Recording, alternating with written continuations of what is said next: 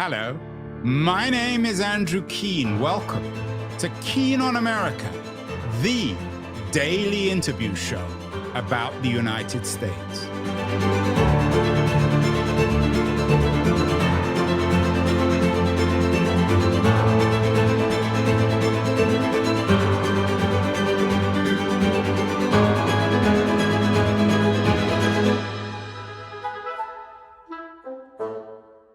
Hello, everybody. It's Wednesday, April the 8th, 2026. Yesterday, we had the New York Times reporter, Noam Scheiber, on the show, talking about the rise and revolt of the college-educated working class. Things are tough out there on the economic front. He has a new book, Noam, which we talked about yesterday, called Mutiny. And we talked about everything from the long-term unemployment of college graduates to the $25,000 a year family of three living in Queens driving Uber cars. In other words, everything isn't quite right in America, at least on Planet Money. And as it happens, we're talking Planet Money today. You're all familiar with a very popular podcast. I think it's the most popular economic podcast called Planet Money. Well, they have a new book out. It came out yesterday. It's called, appropriately enough, Planet Money, and it's by my guest, Alex Mayyasi, who is a frequent commentator, presenter, and contributor to Planet Money. Alex, congratulations on the new book. Would it be fair to say that things aren't quite right on Planet Money these days? I think that's fair. There's a kind of unfortunate reality we recognize at Planet Money that often when people are most eager and seeking out economic news, economic explaining, when people are most eager to hear from Planet Money sometimes is when there's a lot going on, like a trade war, a real war, and other things, high inflation that move the economy out of a smooth track. But I think both in good times and bad, we're eager to help people better understand the economy. But certainly it was motivating to work on this book at a time when it felt like people really trying to understand a lot of kind of big economic forces that were impacting them in their careers. And of course, I'm sure it's not entirely uncoincidental that the book is out the week before tax day, April 15th, when we all have to declare our incomes. Hopefully most of us do have incomes. Of course, the press these days is full of the price of gas as a consequence of the current war in Iran. Have there ever been good times in economics, Alex? It always seems as if everyone's always complaining. They don't have enough money. Inflation's too high. Interest rates are too high. Everything isn't affordable anymore. Do you think there was ever a time where we actually celebrated economics, Planet Money? I think so, and I'll answer kind of in two different ways across two different time horizons. So I'll give one example that I thought a lot about when I was writing a chapter on inflation. And that's that, when inflation started increasing just after the pandemic, for a lot of Americans like myself, that was really our first experience with higher levels of inflation, although, what we experienced, 8-9% inflation. I think, there may be people in parts of the world, certain countries in South America, for example, that would dream of having such low inflation as what we consider very high inflation. But, it was first experience with what felt like high inflation. And that, the fact that we hadn't experienced high inflation during basically my entire lifetime, that's kind of incredible. This is often called the Great Moderation by economists, that we had this period of multiple decades where inflation was quite modest. You could trust that if you had $1 in your pocket, that a year later, 5 years later, it would still be worth, $1 or just under $1, but quite close to it. That is kind of a fantastic and amazing run, economically speaking. That doesn't mean every single thing during that period was perfect economically, but that's an example of, a long sustained period of low inflation is a pretty fantastic accomplishment and outcome. And I'd also say, like, on a longer time horizon, there's this kind of like two very different thoughts I think I need to keep in my head at the same time, and maybe all of us do, which is that, this other huge anomaly is that, the period of the last, say, 200 years where the economy has grown and grown and grown. If you look at a GDP chart of, either global GDP or the GDP of countries like the United States, Britain, Japan, countries that have been relatively successful, it's that hockey stick growth chart of where, for most of human history, incomes just did not rise that much. And then they just take off and the world has gotten richer and richer and richer. And I think year to year during the past 200 years, there have been many periods that feel uncertain, periods like now where people feel anxious about the economy. It's not all rosy, but the long-term trajectory has just been incredible and beyond people's wildest dreams. Even economists making predictions 50 or so years ago, even making optimistic predictions, they often famously underestimated how high living standards would be in places like Britain, the United States today, and in other parts of the world as well. How long has the Planet Money been going? I don't mean the podcast, but I mean this economic system. You talk about economics and economists. Modern economics was, of course, born in the work of Adam Smith. Some people call it the miserable science. But the idea of Planet Money, even the idea of economics, it would have been foreign, Alex, wouldn't it, to people from the 16th century or the 15th or 14th centuries? Yeah, absolutely. I mean, I think, this point my colleague made really brilliantly was that, like, if you ask someone, say, 100 years ago, like, "How's the economy looking? How's the economy doing?" You probably would just get a strange look back. That's not a question people asked. That's not the way people talked. There wasn't really a concept of the economy. That was really an invention of the Great Depression, because there was this problem during the Great Depression where, the president and his advisors, politicians, businessmen, and businesswomen, like, didn't really know if the economy was getting better, even as the government was doing all these things to, to try and turn things around. And so, there's a story in the book about this economist who was tasked with trying to figure out how to track the state of the economy. And it's this kind of fantastic, something that we take for granted now, but sounds like this incredible Don Quixote type of task of counting every single transaction that happens in the economy so that you can come up with one figure, GDP, gross domestic product, to represent the state of the economy each year. So that's one of those, moments where we, you could point to that as one of those moments where we start living in a world of Planet Money, where people are suddenly aware of, the growth rate year to year in terms of GDP, and living standards and all these economic statistics that we now just kind of bathe in on a regular basis, but really had to be invented in relatively recently, Great Depression, post and interwar period. I'm not sure bathing is the right word because it indicates it's a lot of fun. I don't think we ever choose to go swimming in a Planet Money pool. Oh, but we might be treaded through it. Yeah. Yeah. I mean, although for some of us, I guess it can be fun. I mean, especially for you guys. Alex, there's that old saying that if your neighbor is unemployed, it's a recession. If you're unemployed, it's a depression. I mean, economics is always personal, isn't it? Man, I take your point about the emergence of modern economics. But even in the most sophisticated economy, if you're not doing well, then the economy isn't doing well. Yeah, and I think the world, how people first used the word economy, it was almost like the economy of your household, which I think does speak to the way that it's very Aristotle. Personal. Yeah, like economy. I'm forgetting the exact Greek, but it was more like economia, and it referenced, the management of your household. So economics started as very, it's always been about your pocketbook to some extent. It always hits home. Yeah. So what do you, I mean, we've had many economists on the show. I called them the miserable scientists, or maybe I think more appropriate, it's the dismal science. Why are you guys so popular? I mean, I know that's a softball question, Alex, for you, but what do you do that most economists don't do? How do you make economics and money accessible to ordinary people without having to get a PhD in economics?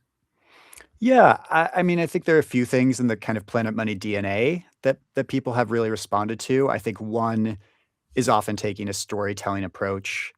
The kind of platonic ideal Planet Money episode, or now chapter of the Planet Money book, often involves a kind of central character, someone who's really experiencing these economic forces or big changes in the economy. That's really a big instinct of ours. So, when, I went looking to write about automation and AI and decide to write about a case study of when bank tellers were experiencing, ATMs, automated teller machines meant to automate their job, went and talked to someone who was a bank teller in the 1970s, as ATMs were being installed. I think that's a big part of like what makes Planet Money very approachable is this kind of storytelling approach, looking for people really experiencing these forces. Because a lot of times, otherwise, economics can feel very kind of hand wavy, big kind of jargony terms that you need to define. And so I think they are a lot more interesting and compelling when you can see people and individuals grappling with them. And I also hope that the Planet Money, both the podcast and now this book, can hopefully, I don't know, the idea of the dismal science as a term for economics, like I find it absolutely fascinating. This is understanding how the world works. This is learning one big idea or theory, and suddenly a bunch of things across the economy, across our world, make sense to you in a way that they didn't before. That kind of like unlocks this understanding. So I've always just found it like really fascinating and interesting. And I hope this book and the podcast can keep like sharing that perspective with people, make economics less intimidating for people who aren't always inclined toward it, and also for people who are in finance or a field where they are thinking a lot about of economics. I think there's a lot of value too for seeing these other stories, these great examples of these principles, and I think they've often gotten to enjoy Planet Money a lot too. Were you talking about intimidation, Alex? Were you intimidated with the fact that you were given the job? Maybe you drew the short or the long straw. I'm not sure on this one. I asked for it. I was well, who pitching it. wouldn't? Yeah. I mean, everyone would love it. It's a fun writing project, and I'm sure a reasonably lucrative one. But it must be a bit of a challenge to turn an extremely popular podcast, which isn't a book, which in many ways is the opposite of a book, into a book. How did you go about that? Yeah, I mean, I think I had some like natural advantage here where I am someone who's worked with Planet Money before, reported episodes, co-hosted episodes, but also just have a background in print and in books. Have worked on some book projects before. And I think kind of like one of the early key tasks was just thinking about what is the structure of this book. And so the book is divided into 5 sections that are each about kind of different parts of one's life, work and career, saving and investing. Also some other sections that might be a little less expected, like leisure, love and family. And so, yeah, I mean, Planet Money has reported about the economy for more than 15 years. I did, original reporting for this book. It was kind of like a big blank canvas. But that was one of the kind of most important decisions, was coming up with the structure that it's like almost like a field guide to big forces that you experience in your life. And so that helped us make decisions, helped me make decisions about, okay, what big ideas really need to be in here? And then thinking about chapters and what great, stories and ideas could make those ideas, those economic forces compelling, and be like a great read as well.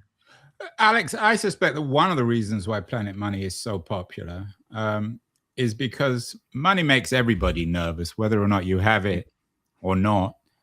We all get a sense sometimes, or often, I think, of vertigo. Our mind swirls. We're not quite sure what to make of it. I mean, I guess there are some people who just naturally understand money. I mean, investors, entrepreneurs of one kind or another, bankers, but most of us, and I would certainly include myself in this, don't really understand money. Do you think one of the reasons why Planet Money is so popular is because it makes people less nervous about money? I think so. And I do think there are definitely parts of the business world, the finance world, that I think are kind of invested in making these things seem intimidating and scary, right? There are people who work in finance where it is kind of to their benefit. They are talking their book when they make things seem as complicated as possible.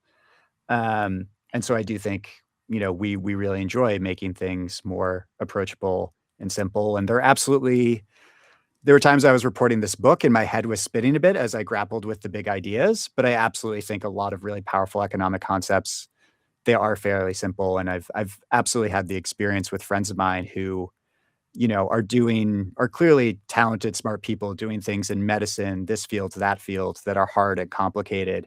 And then they sometimes kind of say to me a bit apologetically, "Oh, I don't really know, how to invest my money or, manage my money that way. So I'm going to go get, some advice from this person or that person."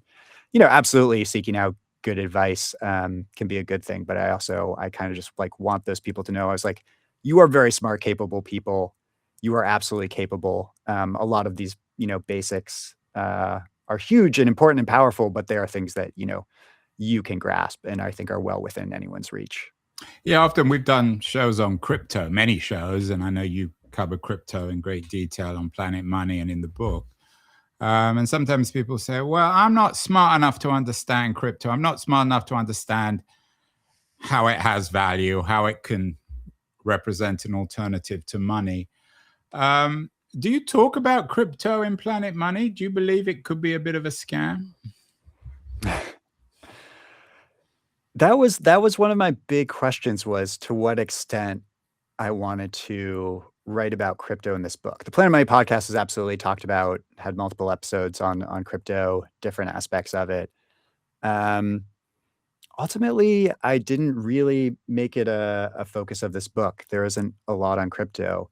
And I can't claim this was some masterminded decision by me, but I do think, when it was kind of during the course of writing this book that, OpenAI came out with ChatGPT and you kind of saw, such a switch in energy within a lot of the tech world from crypto to AI.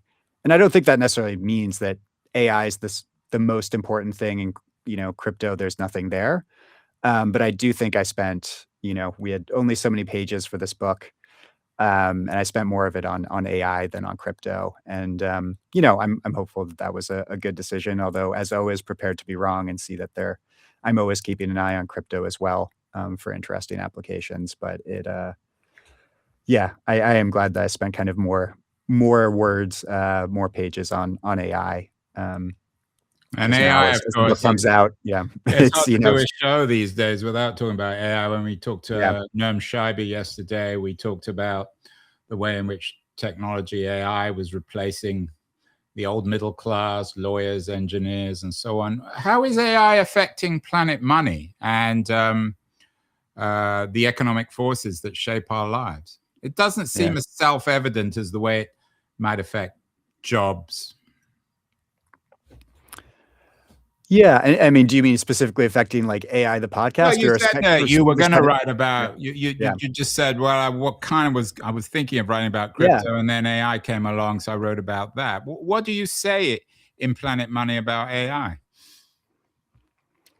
I think a lot of the value it's interesting, I think the role you've often seen from economists in this moment is not necessarily being bearish on AI, but I think bringing a longer perspective to the conversation. I think you'll often see Silicon Valley boosters who making big statements about, 50% of white collar jobs going extinct within, a single digit number of years, within 5 years, or I forget the exact prediction, but soon.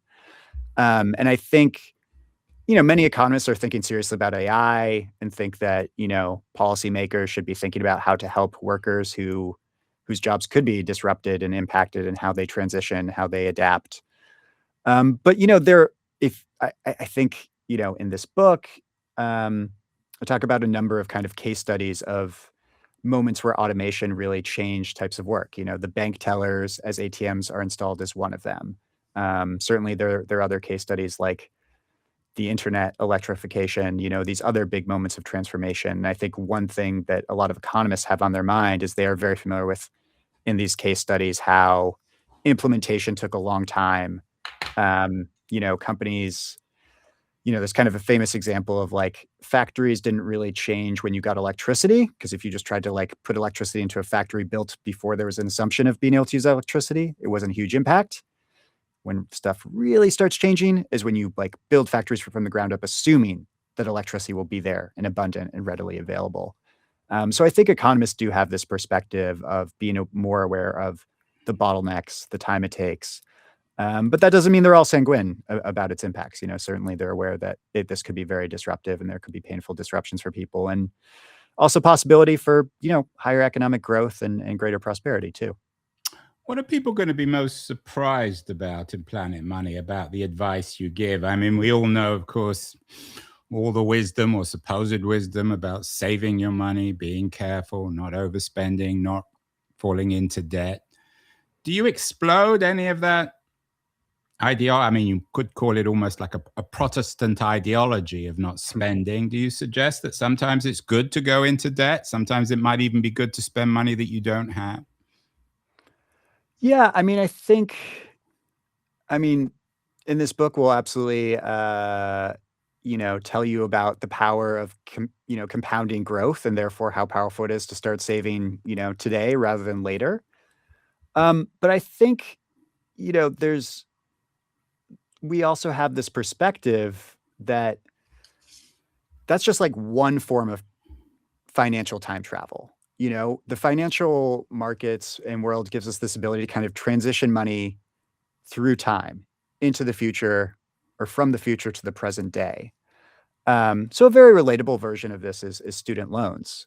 And I think there is an interesting way to realize that kind of what people are doing with student loans is they are taking their income from the future and moving it back in time to today to fund themselves to kind of get the human capital they need to get that higher salary. And so I think that's a kind of powerful perspective to realize that, like, there's potentially a way where, like, if you need money now to do something productive, start a business, go to college, what have you, there are ways to, like, fund it with money from the future. We don't always talk about it that way, but I think that is a powerful perspective. And I also think in terms of, the blowing up the adage about just, like, save early, the almost Protestant work ethic aspect of it, um, I think we are here for as well the kind of idea of consumption smoothing, right? That, like, your income will vary over time. People often, make less when they're young in career, then hit their highest earnings, then maybe it goes down. And I think there's absolutely a way where it can be okay to think, I'm going to spend a little more during this period because I know I'm going to be making in the future. And having some kind of holistic perspective of, have to be careful with it. Don't assume that you're going to, make such a huge salary in the future that you can spend a ton now while you're making less. But I think that's a totally valid perspective to have of being aware of your kind of the life cycle of your income, and thinking about your spending holistically in that way. How do you address the issue of gambling and risk? Of course, just as AI is incredibly popular these days, these I don't know, these meta gambling applications online where we can gamble on anything. I'm sure people could bet on this conversation. Um, how do you explain those in Planet Money, or maybe you don't? I mean, do you suggest that we should embrace risk when it comes to money, and that I'm not suggesting we all become gambling addicts, but the occasional flutter isn't such a bad thing? Yeah, I mean, I think some of the ways that when I started writing this book, the stock market could sometimes look like gambling now seem almost quaint. The way that people were, kind of taking a ride on GameStop almost seems quaint a mere, 4 or so years later when people are, yeah, making complicated parlay bets on sports or betting on whether a certain word will be in the State of the Union and so on and so forth. Um, I mean, I think it's helpful to distinguish between kind of productive risk and risk that's pure gambling, right? I think one message of the book that I think, many of your savvy listeners are aware of too, right, is that, like, risk is not inherently bad. Risk is what can get you, higher risk, higher reward. It's kind of a continuum. And so I do think it is helpful for a lot of people to think about taking smart risks, that, often the way you get to a great career is by taking some calculated smart risks. So I think, risk is not inherently bad. That's very, like, financial traders have that mindset. And I think it can be helpful for, the rest of us to have too. But I would certainly distinguish that from the more kind of gambling, almost nihilistic, just, let the flip of a coin decide. Yeah. In other words, we shouldn't all become wolves of Wall Street. Um, Alex, what about the old adage that money doesn't make you happy? Do you deal with the issue of happiness in Planet Money? Do you think that people with money are happier than people without? Yeah, I mean, I think some of my colleagues made a great Planet Money episode and dug into this point some time ago that for a number of years, it was a very famous finding that on a kind of broad societal level, um, as countries got wealthier, people got wealthier, but then it kind of like hit a plateau. And once individuals hit something like, roughly $60,000 annually income, you tended to see, their happiness plateau, and happiness was no longer really correlated with increasing incomes.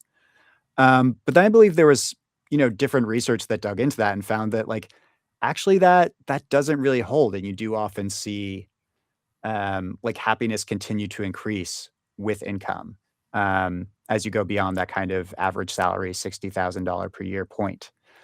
Um, and I think that's potentially not terribly surprising to the economics profession because we also do see like I'm very sympathetic and interested in projects that try to find alternatives to GDP and just kind of the dollar figure measures of our economy and of people's wealth. But I think it's the United Nations that developed the Human Development Index that tries to track countries' growth and their wealth based on things like health and other factors beyond that are not just monetary. Um, but really, like GDP just really highly correlates with the things that matter most in terms of as GDP goes up, as countries get wealthier in terms of GDP, like child mortality tends to go down, poverty tends to go down, malnutrition, like longevity goes up, just like it's still an individual quest to be happy, even if you do have a high income. But over the long run, I think GDP growth does seem to matter more than almost anything else for at least giving us the kind of foundations of a good life. Like GDP growth really does correlate with lots and lots of good outcomes in terms of health and even happiness when kind of surveyed on a national or collective level. Yeah, and when it comes to the consequences of GDP, of course, environmentalists in particular are very suspicious of it. The title of your book is Planet Money. Lots of people focus on the planet without thinking very much about money. Do you address the issue of payoffs between wealth and prosperity, the GDP and environmental costs, those longer term costs that many environmentalists are so concerned with? Yeah, I mean, I think that's, I think you can look at that hockey stick growth chart of GDP going up and up and up since the Industrial Revolution and feel, um, very good about a lot of, our market economy and our global economy. But certainly the biggest challenge is big externalities and chief among them, global warming and, other forms of pollution, but especially global warming. Um, I do think like one of the ways I tried to grapple with that most in this book is thinking about kind of like the nature of corporations. Um, why is it that businesses seem to be so rarely, concerned about those types of costs that they impose on society in terms of pollution and global warming? Except Um, Patagonia, of course. Yeah, I mean, I think, I am interested in cases where companies have done things really interesting. I think there are companies doing really interesting things like advanced market commitments for carbon capture. You have companies that are saying, we don't just want to say like, okay, we'll plant some trees and kind of do something that we all really know won't move the needle on global warming. We want to do something for real. And you've seen some companies, I believe Stripe is a big proponent of this, doing kind of saying like, hey, if a company is able to do carbon capture, take carbon out of the air to help prevent or even undo global warming, we are ready to spend this much money. So it's almost like firing a starter pistol to companies interested in this and saying like, there's a goal, that this will be a certain level of profitability if you achieve this. So I think there are companies that do interesting things, but for the large part, there's this way that, companies often operate in a way that's somewhat psychotic, seemingly so selfish and not caring about the rest of us, and there are ways where that is kind of baked into the DNA of corporations and corporate law. Um, and so I think, that is somewhat dispiriting, but it's also helpful to realize that, like, that corporate law, the rules and regulations we have that kind of shape the behavior of corporations, like, those are also within our control, to change. There are ways that we could, um, experiment, try to, uh, make corporations inherently care more about, like, the collective costs that are imposed on society. As I said earlier, a lot of people are uncomfortable talking about money, or they're uncomfortable understanding it. Makes their heads spin. Also uncomfortable, it would seem, and I know this personally and anecdotally, talking about money with our husbands, our wives, our Mm. children, our parents, our close friends. Do you advise in Planet Money that we should be a little bit more open when we're dating, for example, and we're getting serious about dating? Should we be a little bit more open about how much money we do or don't have and discuss economics? It's not the most romantic of subjects, of course. That's a good question, because it is. You know, I spend so much time thinking about the economy, thinking about money, and then, honestly, I find myself as well. I don't know that has really made me that much more open to talking about Have you money got a sometimes in the husband, terms a of wife, kids, all that sort of thing? I have a girlfriend, no kids, but, So no mention um of money yet. Does she ask for your advice? she doesn't ask for my advice so much, I think, but, you know, it'd be Maybe there, she but should. yeah, but I don't know, I think this being my career has made me much more of an advocate for people seeking out and sharing information about, say, their salaries. S I 'Cause I think that can often be, if you got a job offer and you're thinking about negotiating your salary, right, it can be really powerful to have these objective facts. "Hey, these are similar jobs to the one you've offered me. Here's what the salary is." That's kind of objective criteria to be able to advocate or negotiate for a higher salary. I think that can be really powerful. I am generally in favor of people sharing that information. Um, but I'd have to admit, yeah, like, I sometimes think it's, strange how much, like, I won't me, my friends, my peers, like, won't talk about money, so openly with a spouse, boyfriend, girlfriend, parents, Yeah, maybe certainly the in different financial in world different cultures, but yeah, maybe the financial world needs a Freud to liberate us. And just as we talk a lot about sex these days, we should talk about money. You mentioned about knowing other people's salaries. There are some societies, I think Sweden comes to mind, where everyone has to publish their income, or it's quite easy to find out how much people earn. In America, it's much more private. There's a kind of, I don't know, a darkness, shall we say, even if it's a surveillance society, there's a darkness to knowing how much people make. I mean, you'd have to guess it from the car they drive, the house they live in, the clothes they wear. And often people can be quite deceptive there. They can appear wealthier than they are or poorer than they are. yeah, well, I think the people who have specialized on, like, Hollywood finance, I think have done lots of really interesting reporting about how it's almost like a boon in Hollywood, the fact that the accounting is so, let's say, creative, in part because it almost gives the actors the ability to give these very inflated, if it's kind of a scoreboard, and a sense of rank, how much you're making per movie, there's some benefit to being able to be flexible with how much you can say you earned. But I think salary transparency is interesting, right? There are case studies of companies that have switched to having full salary transparency. Maybe it's all available in a spreadsheet that anyone in the company can access. And I think companies that have done it after not being transparent, it leads to uncomfortable conversations. Mm. There are cases of, certainly, like, women making less than men. Yeah, and race as well. I mean, I'm sure And that race as gender well. and race get very Yeah, so I tricky think when there are it comes times, and I to think that's the society. reason some people absolutely advocate it for it, is the way that it can help prevent, discrimination in terms of salaries. But I also think, those cases showed there were times where, it led to conversations that were probably uncomfortable, although maybe helpful, where people did ask about, "Hey, like, my salary is lower than this person." and then it led to a conversation with the manager where it's like, we don't think your work is, we don't think you are working at the same level as that person. And like, that's a hard conversation, but also useful. There are times where not all of our work can be boiled down to a single number. But there's a reason prices are so powerful when it boils so much Mm. down to a single number. So there is a way where, it can be clarifying, both in ways that are very helpful, also ways that could be hard. But I think, maybe your boss is right that, yeah, your salary is lower, or maybe you didn't know that you were seen as not as productive, and maybe they're right and you can improve, or maybe they're just wrong and underestimating. And that means you should leave. Now you've gained clarity on the fact that Well, you've got your the employer's market to test. You underestimating. can go out and see if Yeah, yeah. someone else So, will pay you there's more. I mean, I think that's one of the value. interesting things, Alex, about money is whilst we're all a bit uncomfortable about it, probably more uncomfortable talking about it than sex, for example, which we used to be very uncomfortable talking about.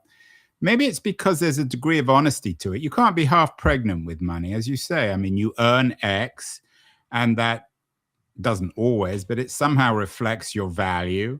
You're worth X, that determines your lifestyle, where you live, how you live. So maybe one of the reasons we're a little uncomfortable with money is it's a little too close to the bone. I think that's yeah, I think that's absolutely true. And it's, I mean, I'm here as like, economics reporter right now, and I think there's a lot of value to those single numbers, and it's clarifying and edifying. But it's maybe also part of it. I mean, I don't know. Maybe you need to help us develop, better alternative measures. Because I do think there's a way where the more ways that we can get kind of the more ways we can kind of get status that's recognized by others, or just recognition, I think the less, say your salary or wage will feel like, a kind of verdict on your entire existence, right? Like I think economics is powerful and interesting. I've worked on this Planet Money book for years. But like, I think we are in a bad place when people's net worth or salary feels more and more like the only kind of valid verdict on your worth. Like there should be all sorts of kinds of Mm. status and way to get satisfaction and meaning from your Yeah, I'm not life. sure you And can quantify that. I yeah, mean, harder to quantify, but I think those are meaningful. And like, Planet Money, economics, but like it's not just about money. People have all sorts of goals that they pursue in different ways, and economics is a helpful way to think about those. Not every incentive is just max profit maximization for sure.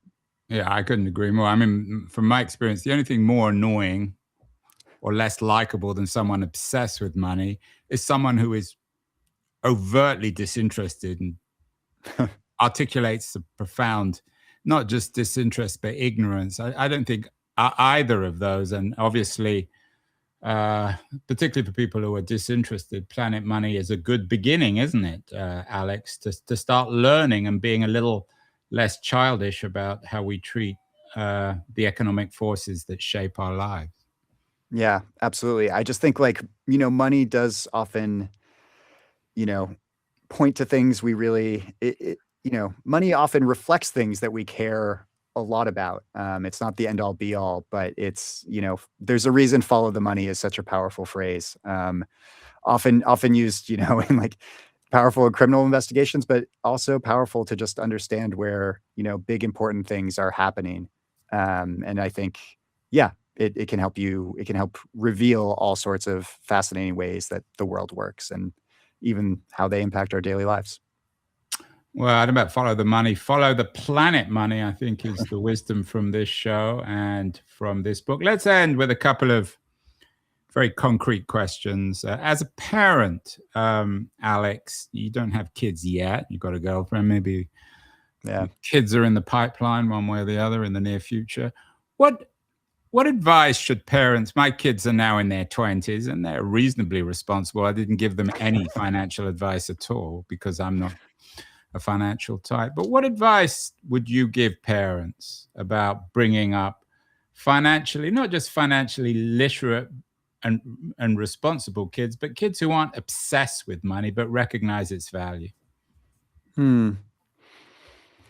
I mean, it feels like that might be a question like beyond economics, right? I mean, I think you know, a lot of that is probably about I don't know, just thinking ahead to what might be for me, I feel like that would be, uh, Where you get them to showing listen a to lot the of show and read your book. yeah, I mean, I hope but I think, yeah, I mean, I would hope that they read the book and listen to the show and get excited about economics and in a way that's not just about money, but understanding how the world works.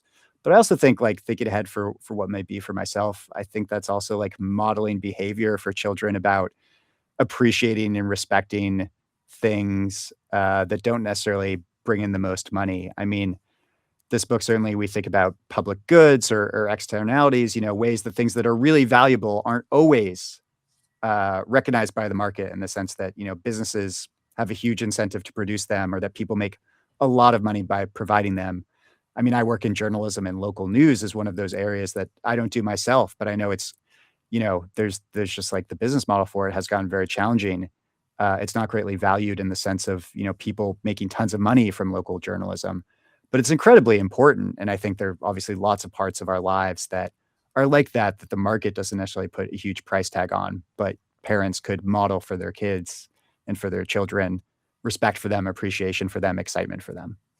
Yeah, and I think one of the things that parents do, they're not always aware of it, is they pass on their phobias and fetishes, not of money. Perhaps I know some parents are obsessed with money, not because they want to be wealthy, they're just very nervous about it. And then their kids turn out to be incredibly nervous, which isn't Mm. necessarily healthy. Let's end, Alex. I'll be selfish with some advice. As I said, I got kids in their 20s, which means I'm getting close to retirement age.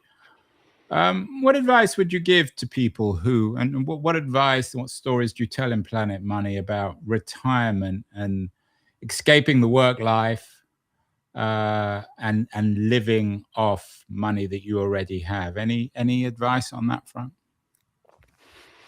One of the most fun stories in this book is about Bobby Bonilla, who was a slugger Oh for the yes, Mets, yes, yes. famous for the quote unquote worst contract in history, Yeah. worst contract in sports history, but I think is actually like a fantastic example of saving for retirement. And in some ways, the message is quite simple about, saving, when you're young, when you can, because, when you invest compound interest, the effects of compounding, it can really just, you know, grow so much more than you ever expect. I think like it kind of breaks our brains, compounding interest and the power of compounding, the ability for a dollar to grow and grow and grow when it's invested. So that's, part of that is just about reinforcing the importance of saving.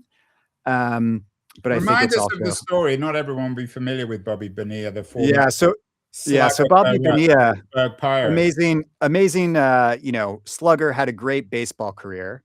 And near the end of his career, he's playing for the Mets. He makes $6 million per year. Um, and he has a season where, uh, he's no longer the huge slugger he once was. The Mets would prefer to part ways with Bobby Bonilla, but they don't want to keep paying him the $6 million per year that they would owe him. And so Bobby Bonilla and his agent come to an agreement with the Mets that say basically like, okay, I'll go to another team. You're off the hook for the $6 million that you need to pay me until, you know, basically you won't have to start paying me that $6 million a year until something like 2025 or 2015, until several decades in the future. Um, but of course, Bobby Bonilla is agreeing to not get paid for, years and years. So he's saying, well, I need to be paid more than $6 million. You kind of got to pay me for that time value of money that I am waiting for the money. And so what happens even today is that once a year, Bobby Bonilla gets a just over $1 million check from the Mets, which kind of drives people insane. Like Mets fans hate it. They're like, we're paying this guy who's been retired for decades more money than some of our starters. And it seems dumb. It seems like the Mets doing this like completely boneheaded thing. But it's completely reasonable. This is how every successful retirement plan works. You give up some money in consumption now to enjoy it in the future. And since it's invested and put to productive use, and it grows potentially a lot over many years, like more than you might expect. That's the power of compound interest or compounding growth.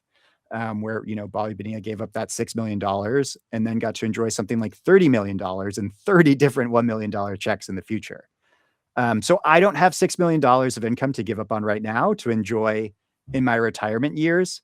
But this is what, we can all do. We can put aside some money now to enjoy in the future. So I think, yeah, Bobby Bonilla, we're big fans Yeah, Bobby of Bonilla. his contract. Who wouldn't be? Bobby Bonilla played on the same Pittsburgh team as Barry Bonds, and I'm sure he has a lot more money than Barry Bonds. And I think Ohtani, the Los Angeles Dodgers are doing the same with Ohtani, except the numbers are even larger. Yeah, I just even got to like ask one final outrageously huge. question, because I know you got to run, Alex. What about life insurance? What does I'm always, I pay it, and once you're on the hook, you can't get out of it. I mean, you can get out of it, but it doesn't seem particularly wise. Do you Planet Money guys, is life insurance a good or a bad thing? Good deal? I think largely I have a lot of I may be one of the few people who's like gone on record saying positive things about insurance. Like I think, I also don't like paying money every month or every year, and then often getting nothing back, which is what feels like. You often only get, the deal on with life insurance, of course, you only get it back when you Yeah, die. And you're like not you really don't want getting to, but like I think, the way to think of it potentially is that what you are buying, is like I think probably it's very much like an industry phrase probably to say you're buying peace of mind. But I think there's something to that. Like I think insurance can be an enabler. I mean, I think I am someone who, I can be anxious. I'm like patting my pockets multiple times a day to make sure that my phone keys and wallet are still in there. And so when I think about buying a house, the idea that I would put like the majority of my net worth plus a bunch of my future income into a house, a thing that could just burn down or any number of disasters could happen to it without insurance is just like impossible. So I think, yeah, people should absolutely think about, I think there are, ways that insurance can really like be a great enabler. And especially for people, if you start being in a position where you have children, you have, people who depend on you. Like it's absolutely something to think seriously about. Well, that's all the free advice on money you're going to get from Alex Mayyasi. His new book, Planet Money, is out. Came out yesterday. You have to pay for that. Although I'm sure, Alex, it's a smart investment, isn't it? I would think so. Yeah, I believe Well, I so. would hope so. It better be. Anyway, best of luck, Alex, with the book. That was a really fun conversation about money that makes everybody nervous. So hopefully people will be less nervous after this conversation. Thank you so much. I hope so. Thanks so much. It was really fun. Hi, this is Andrew again. Thank you so much for listening or watching the show. If you enjoyed it, please subscribe. We're on Substack, YouTube, Apple, Spotify, all the platforms.